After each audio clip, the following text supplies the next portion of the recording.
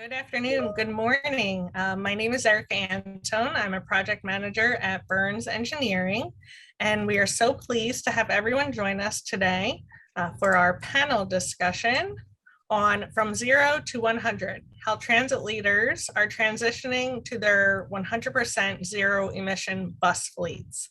I apologize for our technical difficulties, but in the AE industry, we are very cognizant of time and budget, so we are going to do all of our questions within our given time frame.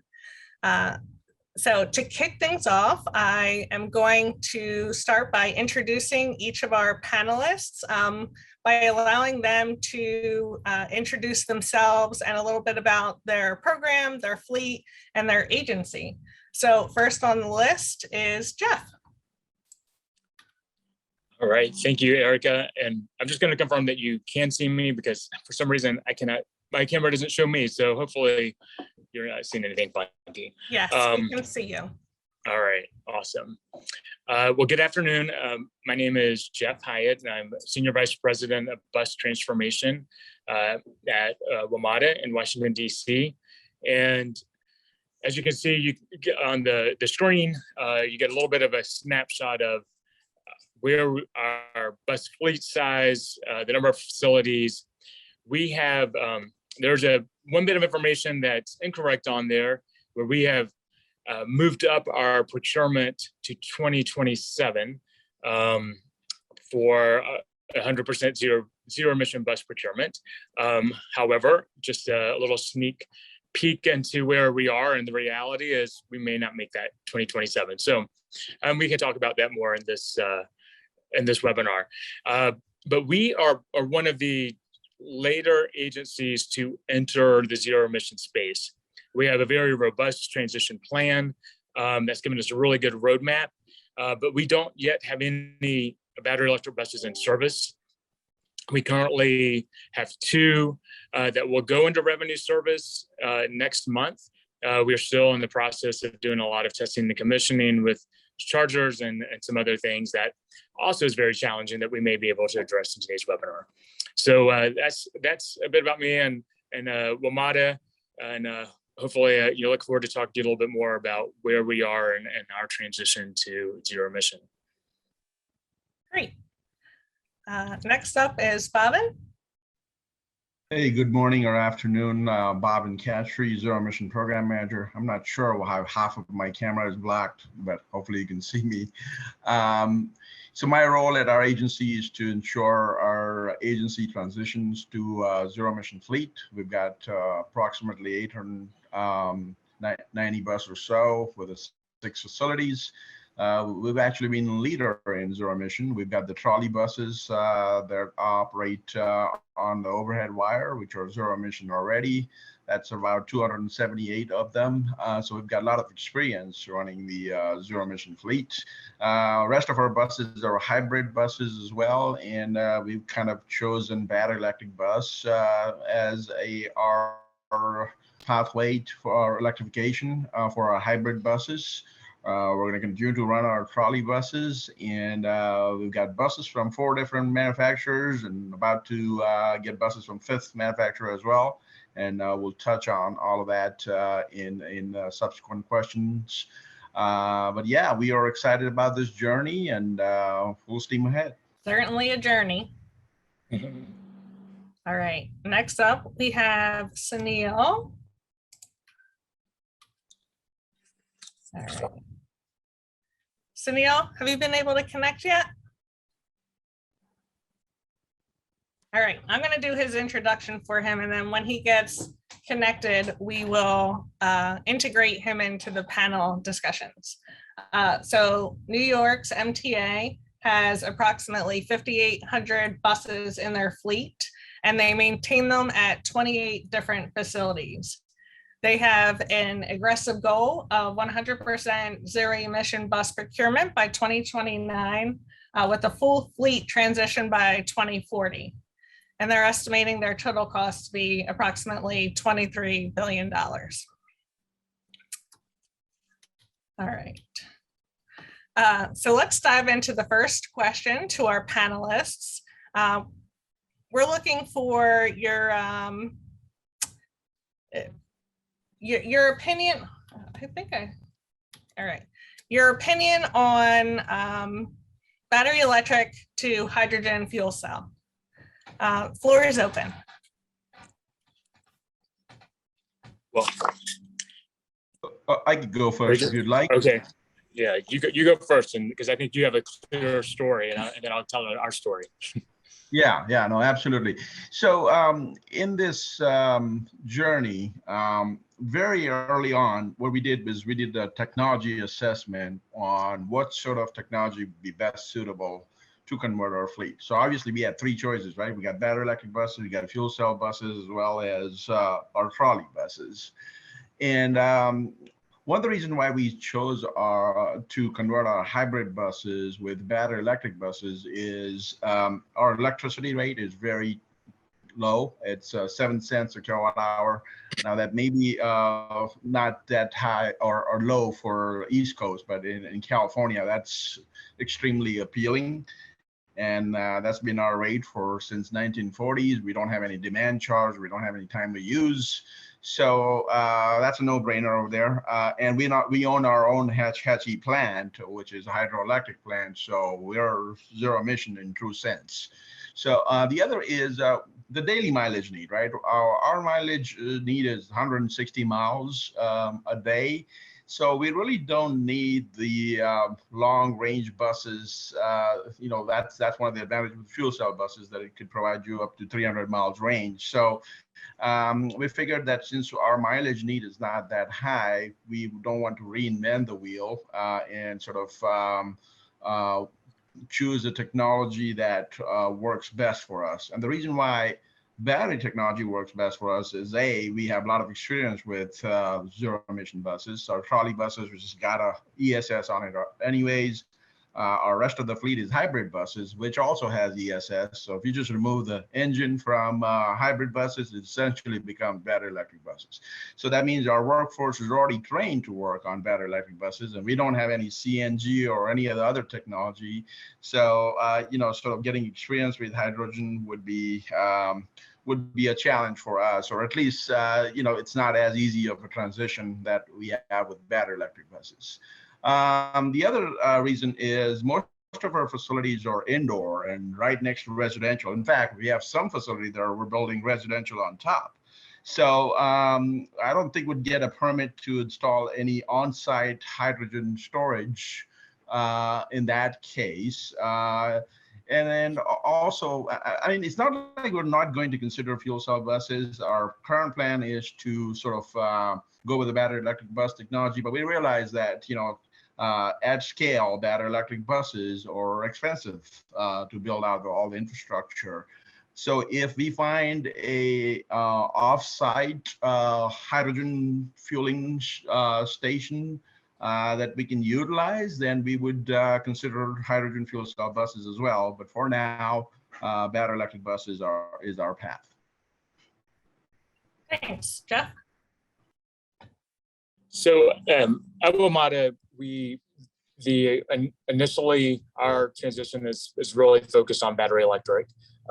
We will probably evaluate hydrogen fuel cell down the road, but what seemed to be the easiest based on a lot of the space that the limited space in a lot of our garages and the infrastructure requirements for hydrogen require more space that we don't have. The supply, hydrogen supply is not great around here. I know the hubs were just announced, and we'll be able to evaluate going forward. But initially we decided just to focus on battery electric and move forward with this technology because it is the one that's most proven to date, and allow us to enter the space more quickly and meet some of these deadlines that our board has adopted. Great, thanks. To stick with our theme of the 0 to 100, how do you envision your agency succeeding in scaling? What are some of the challenges and risks that you've defined or found to date? Yeah, so I can talk about what we've done. So, careful planning is very important. And we did that very early enough. A lot of the agency just sort of ordered the battery electric buses. What we did is we actually did our facilities plan. We did the technology assessment. We did our sort of staffing plan and roles and responsibility. All of that was sort of done prior to taking delivery of the battery electric buses. And as you're all aware, technology is developing at rapid pace. So you got to be flexible enough to adapt. One of the things that we found is that instead of like ordering 400, 500 buses at a time, we're going to do a small batches of bus order so that we can really give technology enough time to develop. As you've seen, like the buses, if you bought a bus 5 years ago and you bought it today, there's a huge difference in size of the battery you get as well. Early engagement with the utilities, I think we all know about that. We've done that. I don't want to say we haven't been successful, but our situation is a little bit unique because we have to go through our SFPUC. So we've got a middleman in between us and utilities as well. So that sort of creates extra complexity for us.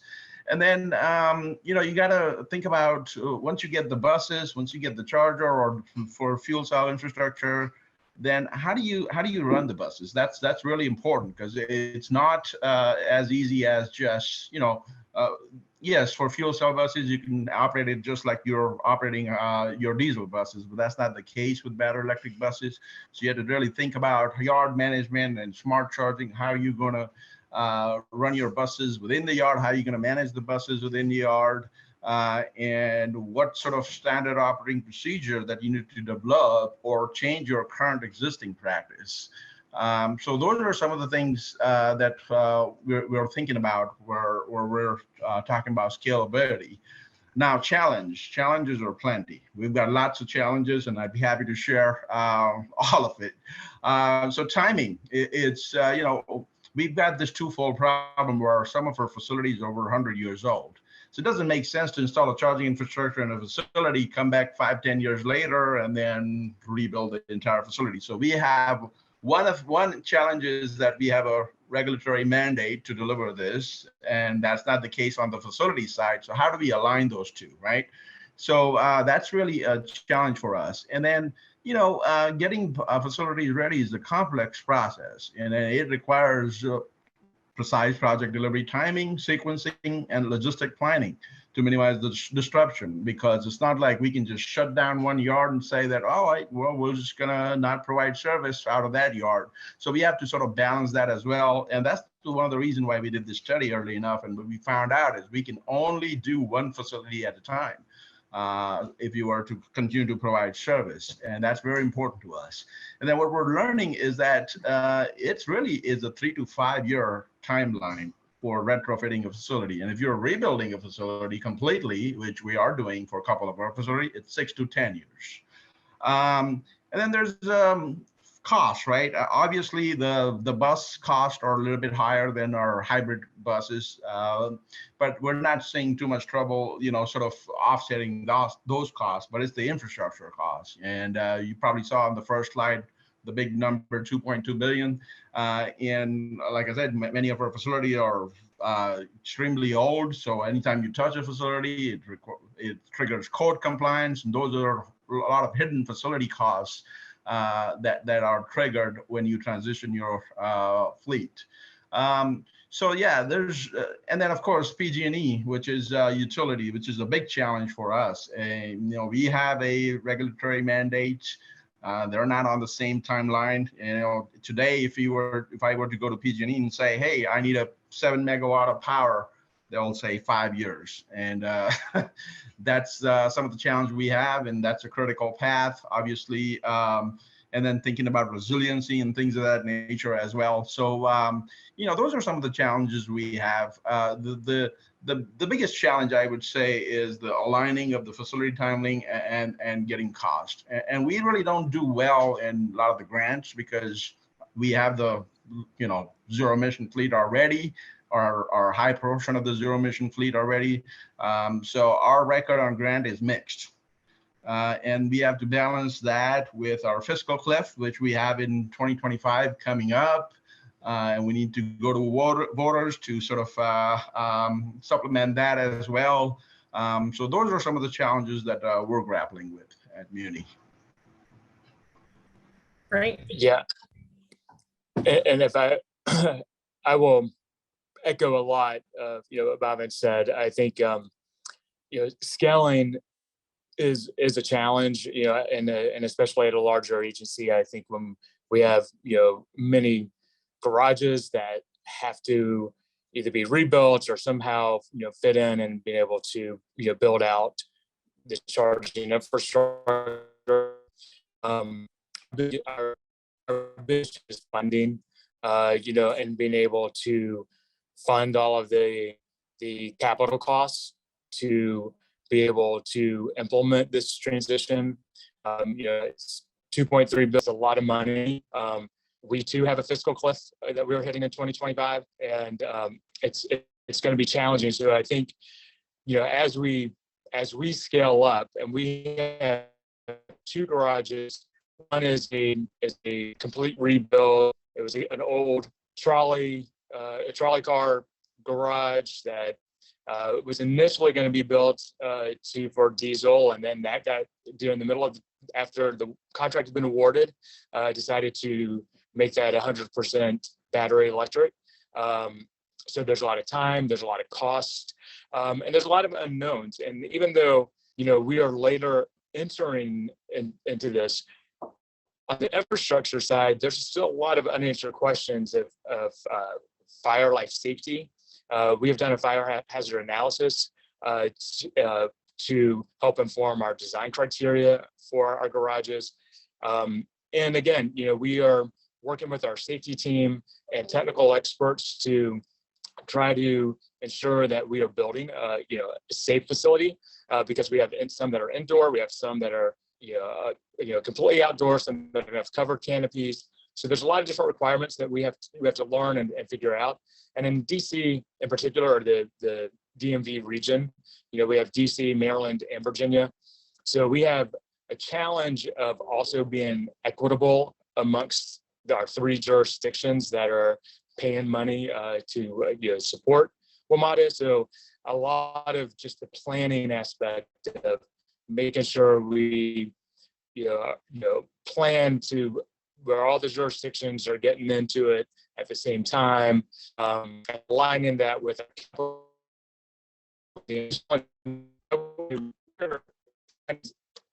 just it's a challenge, but really aligning everything at the moment. Our fleet replacement plan, so our fleet management plan, our capital funding, our state of good repair needs, mixed in with just the infrastructure. And then we have, a lot of different factors that come into play. And it makes it challenging to figure this out, so we can know when to build, how to build, when we're going to get the buses, are we going to get the buses in time? So it is a challenge that I think we will all continue to face, for the next few years, because again, this is new. Many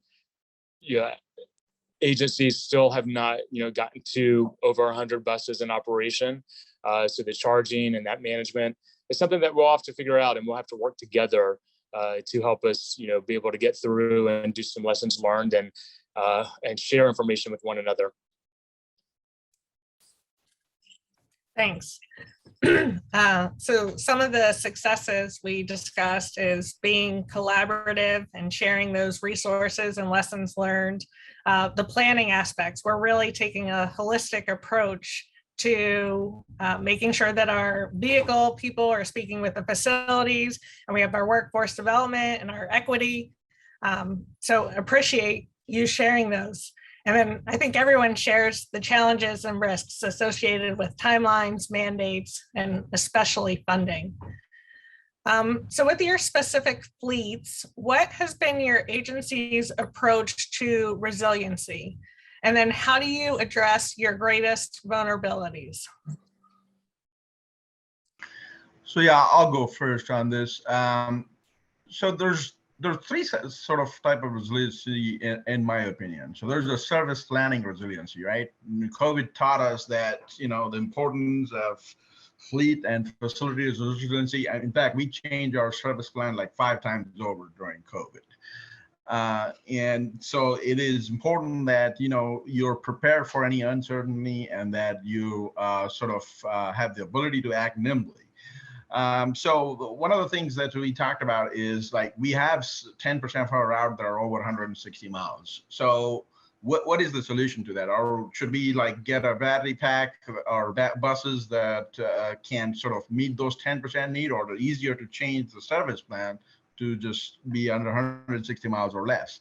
Now, I understand that is a issue that many of the transit agency that can't easily address. I mean, we're 7 square miles, and we have a facility strategically located throughout, so we're able to do that. But just to make sure that we need to have that thought process in mind. We don't need to really reinvent the wheel for like the outliers, right? And focus on what we can do currently.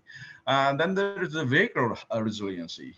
We don't know what roles battery electric bus will play in emergency, and we are tasked to provide emergency response in our area in case of an emergency. And e-bus are really not proven in the emergency response role. And really, the industry needs more time to evaluate their performance in such roles. So what is the solution there? Like, can we keep percentage of our fleet as hybrids, or is there other solution? As far as infrastructure resiliency is concerned, we're thinking about dual PG&E feed, right? Dual utility feed. So we're definitely asking those type of question, and we're actually requiring that dual feed be provided, and we're sort of weighing the benefits and cost and complexity with that.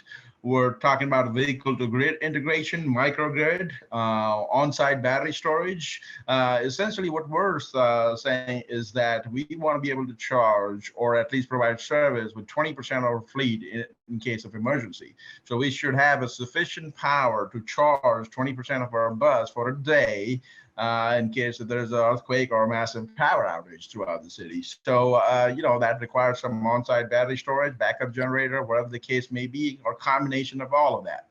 So those are some of the things that we're thinking about when it comes to resiliency. Yeah, I same thing here at WMATA is, I think, again, you start the conversations early with your utilities and being able to, work with them and their capital planning. When we are having dual feeds, and if where possible, if we can pull from 2 different substations to give that extra bit of resiliency, but not every garage is going to have that ability. But we still want to have multiple feeds that, if something happens, we will hopefully not be able to lose full capacity to charge. We're looking at generator support and what that means. Again, trying to figure out what is the best for us in a resiliency plan in order to be able to operate if there is an emergency and we don't have power supply, or there's some other way that, or the reason that we are not able to charge buses. I think we're again on the newer side of this, so a lot of that is we're still in the planning stages to figure out how to operationally ensure that we can operate service. I mean, one thing that we all know is if there's an emergency situation, weather event or something else, you're not operating 100% of the service. So, you plan it in the amount of service that you would operate. And that is something that we, have to figure out. And some of our garages will operate more than others. And so we might have to have additional battery backup or some other supply to ensure for some than others. But that's, as we move forward, we'll continue to build in resiliency plans, and we'll probably do that on a facility by facility basis for us. Great, thank you both. All right, our next question deals with policy implications. How has the federal and/or local policies impacted your zero emission transition? You can discuss current mandates and policies as well as things that we envision may come in the future. So for us, we have innovative clean transit rule from California Air Resources Board, which mandates that all large transit agency gradually transition to zero emission fleet with 2029 as a timeline for 100% procurement of zero emission fleet with a goal of 2040 to convert the entire fleet. So we're really mandated by that. And actually, because of that regulation, we have seen lots of players, even on the infrastructure side as well, turnkey solution provider, and things of that nature. But really, at the end of the day, there's still an unfunded mandate, right? We could get the money for the buses, but the charging infrastructure or infrastructure in general is a challenge. And like I mentioned, there are lots of grants available, that's no doubt, but there's lots of applicants as well. I don't know if you recall last bus and bus facilities grant, there was like 400 applications and there's only 25 awards. And we really don't do well because, like I mentioned, our fleet is already zero emission. And in fact, we advertise that we contribute 0.02% to our local transportation emission. So that's a very minuscule amount. Even if we converted our entire fleet, we're not going to make a big dent in the GHG emission. I think the biggest dent we can make is getting people out of the car, because that's 75%, right? So, and we can really make a big impact. So we have to sort of balance that with transitioning our fleet while providing service or increasing service so that we can get people out of the car. And what we really need as far as a new regulation is on the utility side. We have a mandate, but utility has no such mandate, or there's not a regional or local or state level response on how utilities should be responding to transit's requests. Our situation is a bit different. Like I mentioned, our rate's really low. So if I go to PG&E and say, hey, Amazon needs 10 megawatt or SFMTA needs 10 megawatts, well, they're not going to make much money off of us. So who are they going to prioritize, right? And right now, there's no mechanism in place for them to sort of prioritize us. And that's why we get timeline like 5 years. To get a power from the day we fill out an application. So there's really needs to be more focused approach, even state, local, and federal level, and really have a policy to help transit agency on the funding side and the infrastructure challenge that we're all facing. Somebody mentioned in the chat that, there's like a few years ago, we thought, oh, there's so many manufacturers and, bus is not the problem. Can you really say that now with, Nova being out of the U.S. market, Rotorua just fired for Chapter 11. So there's uncertain times over there as well. Can I place an order for 100 buses and expect it to be delivered in 18 to 20 months? I don't know. I think, we've got manufacturers that are struggling as well. And we need more focus in it as well. We need more manufacturer to enter the North American market as well. So that's also a challenge as well. And I don't know what we can do from the policy standpoint, but whether that's a Buy America compliance requirement or anything else. But we really need a holistic approach if we are to be successful, and not a coordinated effort from all parties involved to make the transition successful. Yes, I'm gonna actually tackle onto his very last remark about his remark with Buy America and working with FTA. We are, unfortunately, our industry is not big. There's not a lot of profit. The bus builders, they just don't build enough buses to warrant it, because we have the Buy America requirements that and so therefore their pool is limited, and we are seeing the repercussions of that by losing manufacturers. And some of you may or may not know, the larger agencies, there are some that won't sell to larger agencies. So, we are only left with one, maybe two OEMs to even build buses. And so what that means is capacity. They're going to be at capacity. They're not going to be able to deliver buses. So it's going to be very difficult to meet deadlines and some of these mandates that have been put in place. I will say here, and for us, ours is self-imposed because we operate in a state, a Commonwealth, and the District of Columbia. We do not have to. We're not complying with one or the other. We followed, we're kind of following DC's mandate, but we actually will exceed that. Our mandate, our self-imposed mandate, aligns with our sustainability plan, for the agency, and we may have to look at that. The first one to say, and this is my own opinion, is we have a very nice, clean, pretty transition plan that shows us, being able to meet all of these deadlines, and by 2042 we'll be zero emission. But as we just talked about, there are some challenges in the industry to support that, and it's not just the buses; it's the infrastructure. We have from the utilities. There's challenges getting switchgear and transformers that are, we can't even get those. They're 2 years out, and so we are just, going to be struggling to meet some of these goals that we have for things that are just not in our control. And so I think from an industry perspective is we need to figure out how to be able to manage some of these deadlines so we can do that appropriately, and we're not spending excess money and doing this, and we're all competing for the same small little pool of resources, and just actually work towards getting zero emission. I think the FTA really needs to think about how we do that, and possibly give us some allowance for others to enter the market, so that we can meet some of the capacity that we're just not going to be able to with the current OEMs that are out there.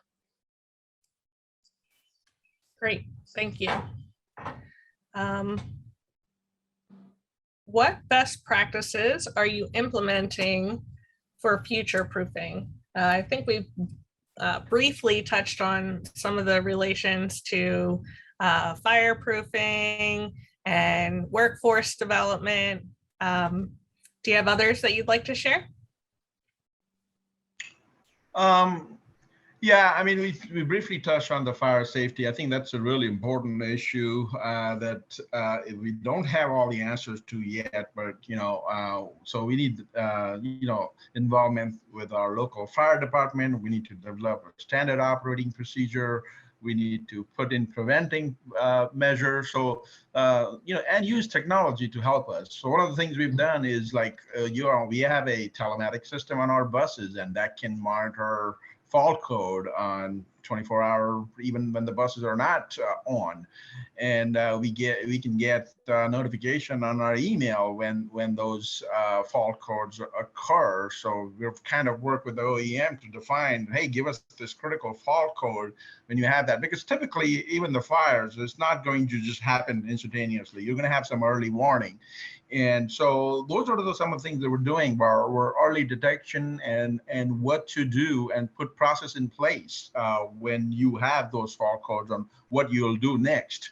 For example, for us, if you detect something like that, we're going to park the bus away from everything else on outdoor space and troubleshoot the bus if we can, and only then bring it inside or next to other buses. The other thing is facilities design, right? You've got a lot of consultants on this call, so use their expertise on. There's fire lane considerations. There's other best practices in the facilities, and for us, it's really challenging because we have a housing on top on some of our facilities. So how do we navigate that? It's very important that we think about this early. And then things like, I touched on planning before, but get to the level of planning where it's detailed enough so that you know that, okay, if you're gonna transition this facility, or if you're going to work on this facility infrastructure, what are you going to do with the buses that are in there?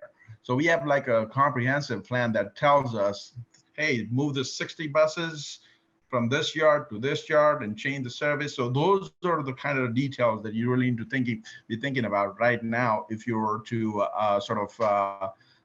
successfully execute this.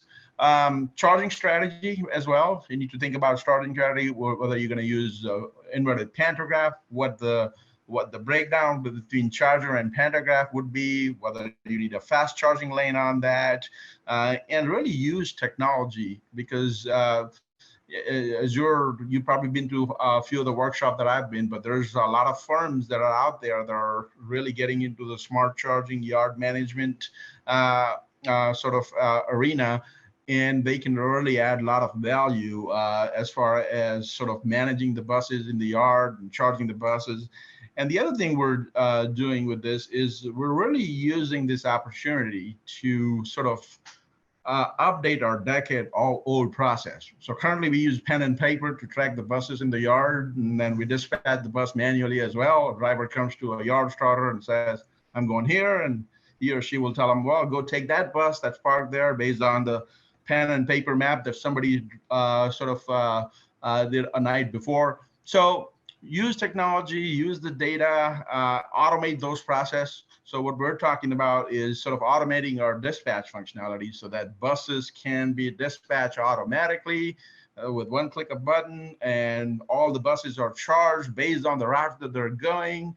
That also helps with your battery life, right? Because you don't want to charge all your buses to 100% if you don't have to. If you're only running 800 miles that day on that route, then you only want to charge the buses to sort of meet that level of planning. So those are some of the things that we're doing as far as best technology, our best practice is concerned. Yeah, I think there's many ways you can look at future proofing. One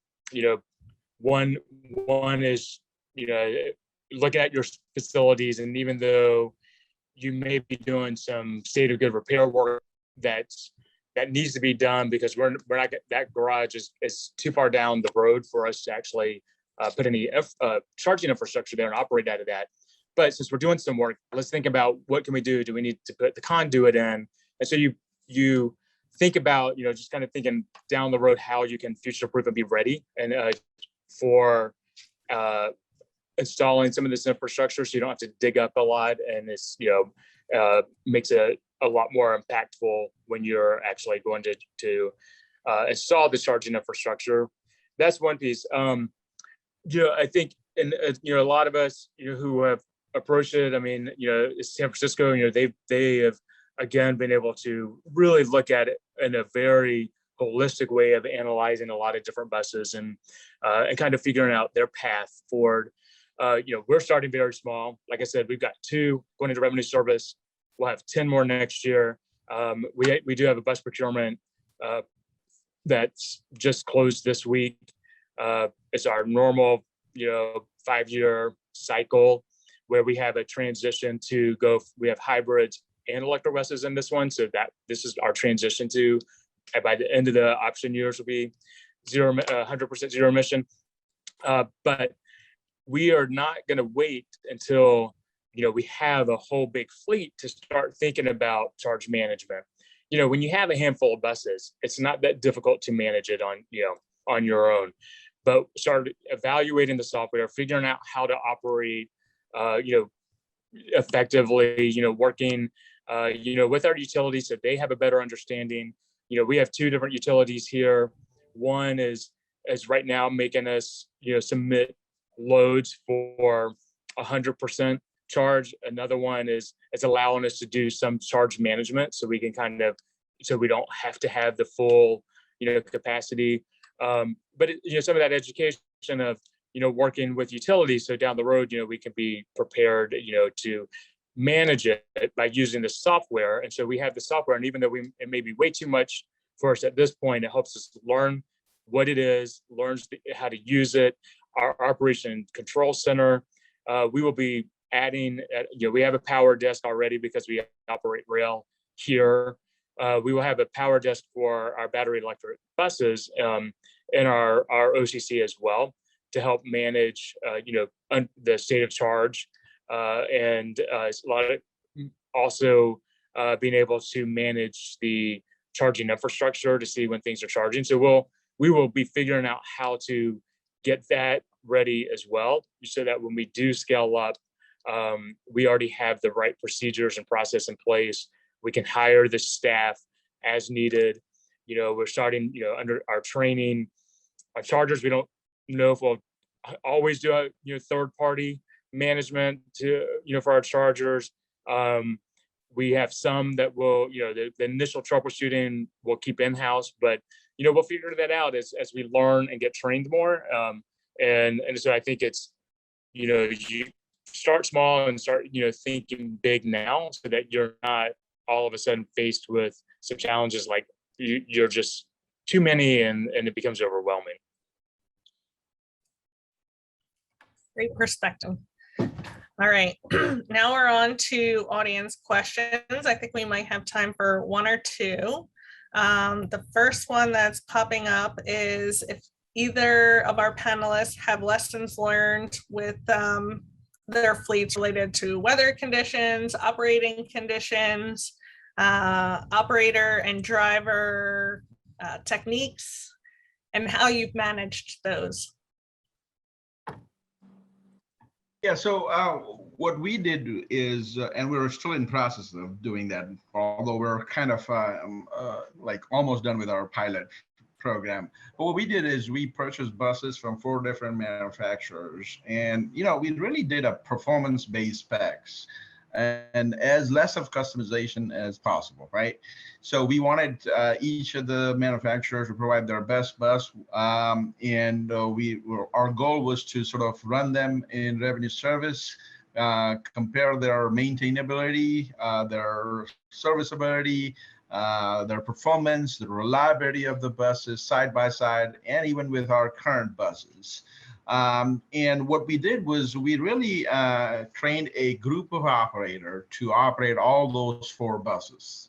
So same operator would operate all 4 buses as well. So they could really give us feedback on some of the safety, comfort, and operability aspect of that. And same thing with the maintenance side of things. We trained the same group of mechanics to work on 4 buses, and we sort of involved them on their training program as well.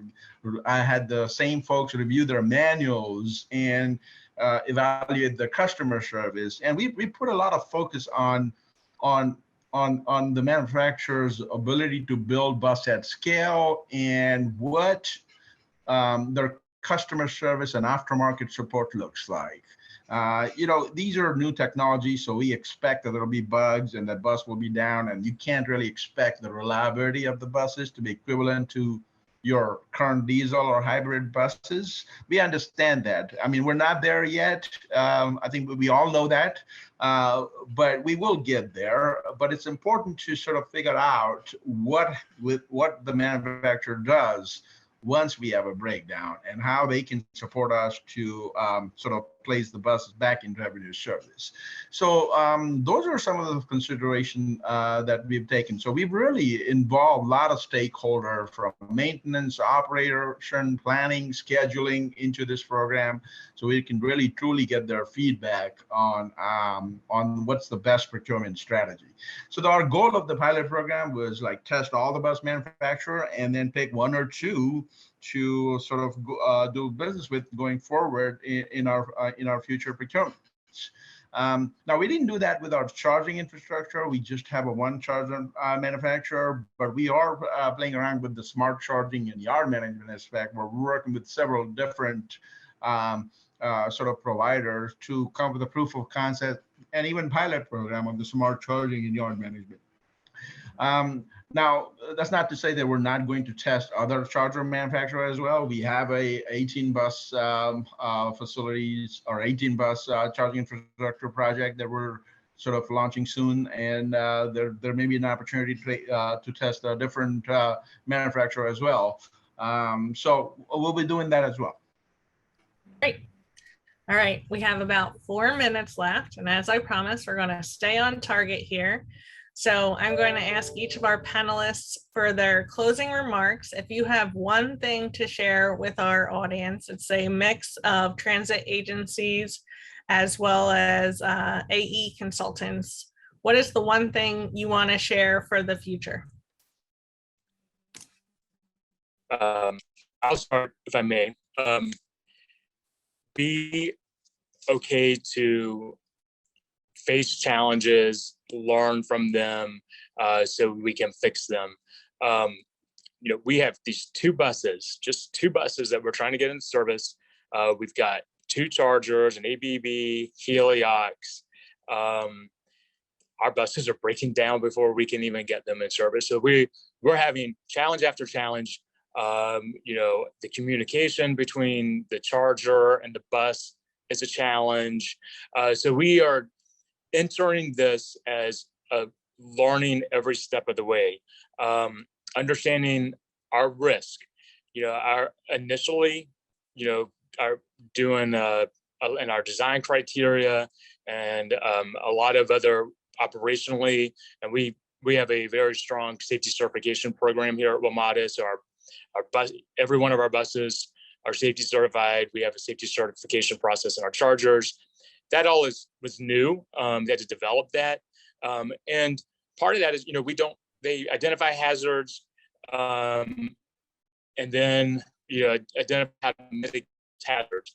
And a lot of times when scale maybe too much. And so we have to understand that we will continue to learn. We may make a decision now based on information that we know, but it may change in the future.